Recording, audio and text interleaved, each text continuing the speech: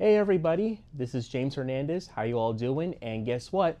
Happy New Year. That's right. We are finally at the new year at 2026, and this is the first video of 2026 on the James Hernandez Multiverse channel. And today I'm going to be starting to do a comic book review, and this time I'm going to be reviewing the first issue of the Teenage Mutant Ninja Turtles Naruto crossover. That's right. I actually got this comic book for my birthday, and since I already reviewed the first issue, which I actually got it for Christmas 2 years ago, and I also have been requested by my friend Pete to review the first issue, and I did, so I thought to myself, why not review the second issue of the crossover between the Teenage Mutant Ninja Turtles and Naruto. So without further ado, let's get on with the story to see where this issue goes. So basically what happens is that this issue actually begins like where the first issue left off, where after when Team 7 and the Ninja Turtles had like a misunderstanding battle, Kakashi actually seems to have a history with Master Splinter. And then the Turtles, as well as Naruto, Sasuke, and Sakura were like, did you guys actually know each other? And it turns out that that Kakashi actually notices about Master Splinter's backstory. So basically, Master Splinter actually has told Kakashi about his backstory, that basically Splinter in this book actually is technically not Hamato Yoshi, which is actually something like from the Jim Henson 1990 Ninja Turtles film. So Master Splinter actually introduces himself as well as to his sons, Leonardo, Donatello, Michelangelo, and Raphael. And then Kakashi actually introduces himself as well as to his students, Naruto, Sakura, and Sasuke. So then they introduce themselves, and then Kakashi says, I'm sorry to hear about Hamato Yoshi. He was a powerful fighter. And then Splinter is like, you may have my thanks, but life moves forward. So after they introduce themselves, the Turtles in Team 7, along with April O'Neil, they go to the secret lair, and then they go into the sewer, and then they seem to, they went inside the sewer, and then Raphael was like, you didn't exactly try to break it up. Cherry Blossom over here was ready to beat up my shell on my back, like she did with the boulder. And then Sakura actually puts her fist on her hand, and then she was like, I'll take that as a compliment. And then Michelangelo was talking to Donatello and Naruto, and he was like, for one had a blast, and that doppelganger move was really sick. And then Donnie actually corrects him by saying, it's a doppelganger, Michelangelo. But for a second, you actually got really good moves. And then Naruto was like, I'm glad that I actually, punched your head off, ever since I thought I might have killed you or something when we were having a battle. Excuse me. And then Leonardo says, it was all for the best, but you can only get better by facing stronger opponents, as he was walking right next to Sasuke. So then Donatello uses his bow staff to open the sewer that was actually underneath them, and then they actually both fell into the hole of the sewer. And Naruto actually seems to be not screaming. He actually was like, "Oh, look at this! This is awesome!" And then they actually ended up in the Ninja Turtles' home. And then Naruto was like, wow, what a layer. A ninja family with a secret base? It's like a dream come true.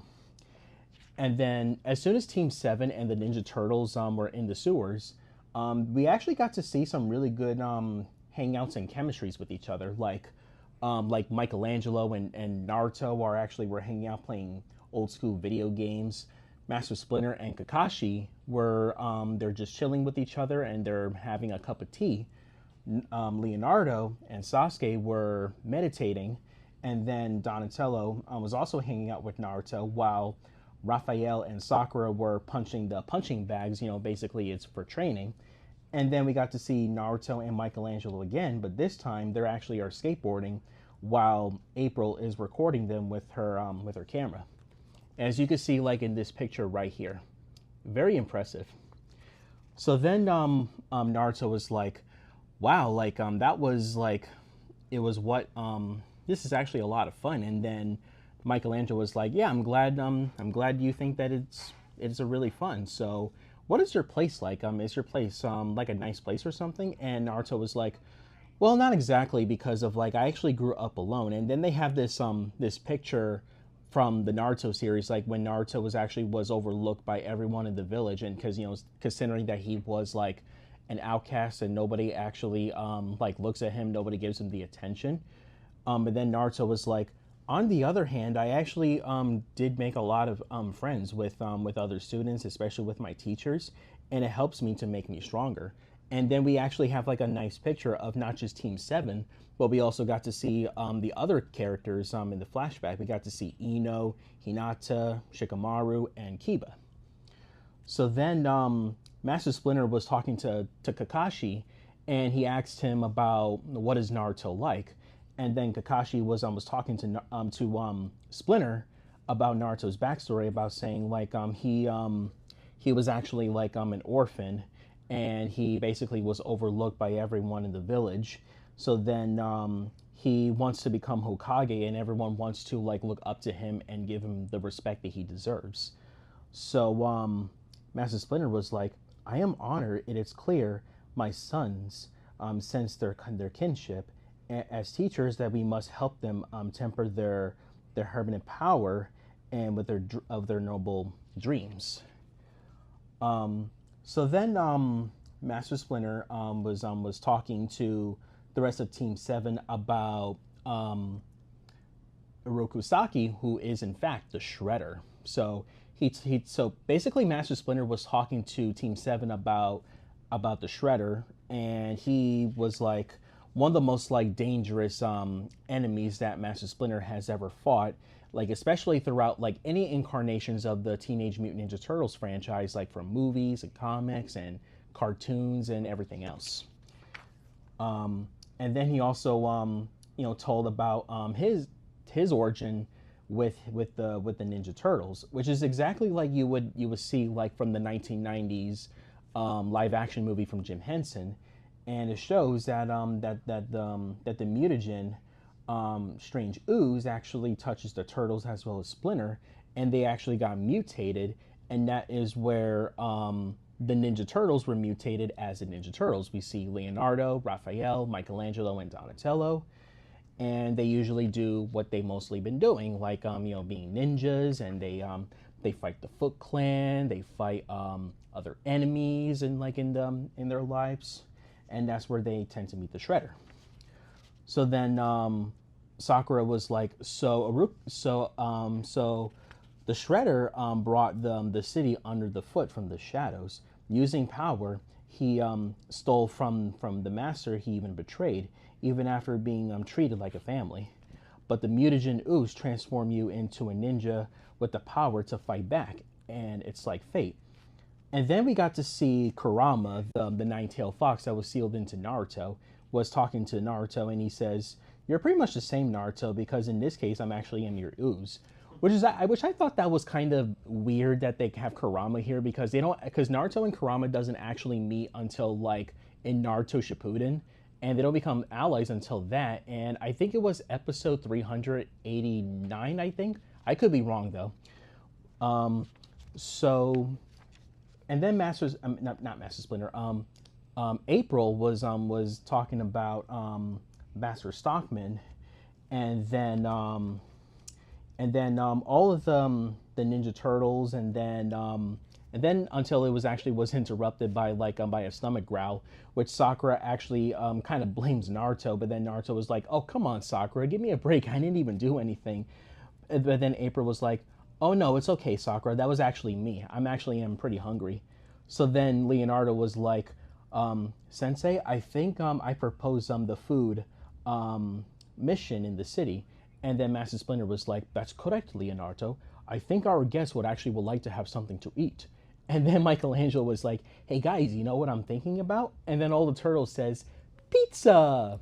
Because, you know, like the Ninja Turtles usually like to eat pizza like every time, especially Michelangelo, because he loves to make pizza like every time, like when the turtles are hungry, because pizza is like their favorite food. And that's what they've been eating in the entire franchise.